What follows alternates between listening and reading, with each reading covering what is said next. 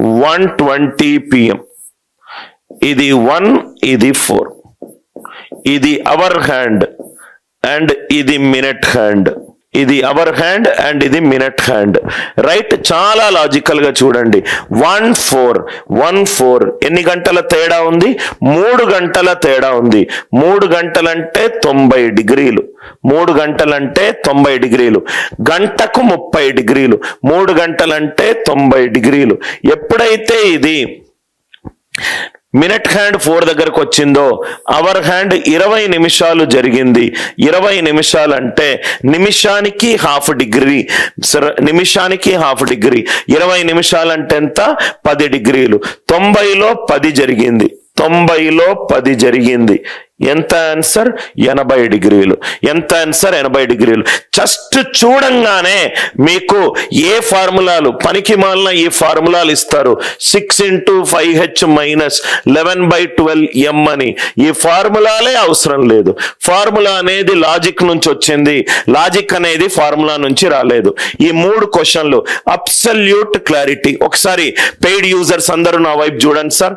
Answer చెప్పండి. 2:45 2:25 వేద్దాం. 2:25 అంటే అనిల్ సార్ అన్నాడు అవర్ హ్యాండ్ 2 మీద ఉంటుంది, మినిట్ హ్యాండ్ 5 మీద ఉంటుంది. 2-5 మధ్యలో తేడా ఎంత? 3 గంటలు. గంటకు 30 డిగ్రీలు. 3 గంటలకు 90 డిగ్రీలు.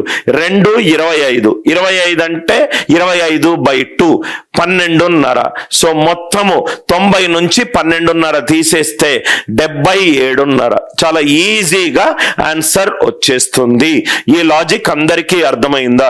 స్లోగా basic elementary clocks and calendars ని మొత్తం నేను 2 లేకుంటే 3 డి అండ్ ఈ.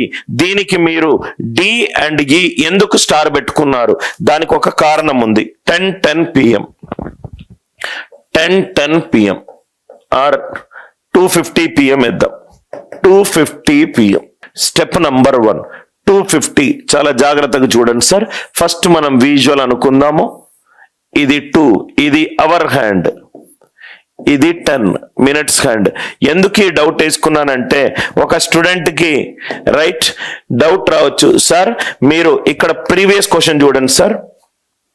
అవర్ హ్యాండ్ అనేది మినిట్ హ్యాండ్ ని చేజ్ చేస్తుంది. మినిట్స్ హ్యాండ్ ముందుంది, అవర్ హ్యాండ్ వెనకాల ఉంది. అవర్ హ్యాండ్ మినిట్స్ హ్యాండ్ ని చేజ్ చేస్తుంది.